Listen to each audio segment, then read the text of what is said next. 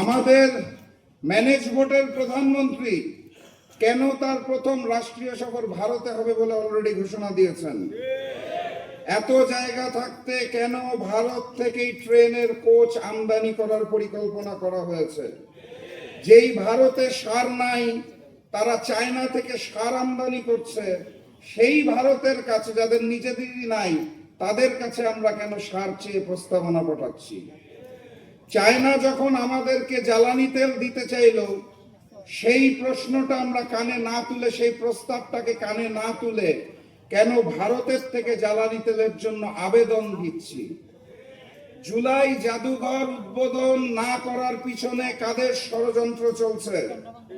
কেন সন্ত্রাসী সংগঠন ইসকনকে বাংলাদেশে 120 কোটি টাকার জমি মাত্র 2 লক্ষ টাকায় তুলে দেওয়া হয়েছে?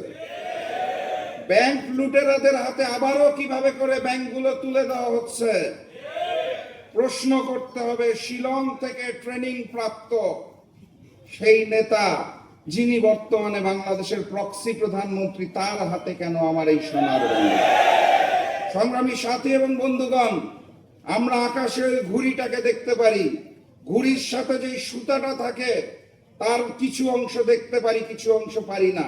সেই সুতার মধ্যে থাকে ডিপ স্টেট, সরকার, কমিশন, প্রশাসন, মিডিয়া। কিছু কিছু অংশ দৃশ্যমান হয়, কিছু কিছু হয় না। এই ঘুড়ি আর সুতার পিছনে যে নাটাই থাকে, সেই নাটাইটাকে আমরা দেখতে পারি না।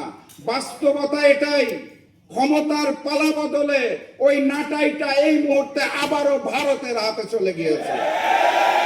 এখন প্রশ্ন করতে পারেন, ভারত কেন গণভোটকে মানতে চাইছে না? কেন তারা জুলাইকে ভয় পাইছে? কারণ খুব সাধারণ। অগাস্ট মাসের 5 তারিখে শুধুমাত্র ফ্যাসিস্ট শেখ হাসিনা এবং আওয়ামী লীগের পতন হয়নি, সেদিন ভারতীয় আধিপত্যবাদ বাংলার জমিন থেকে পরাজিত হয়েছে। তারা নতুন করে সেই আধিপত্যবাদকে ফেরত পেতে চায়।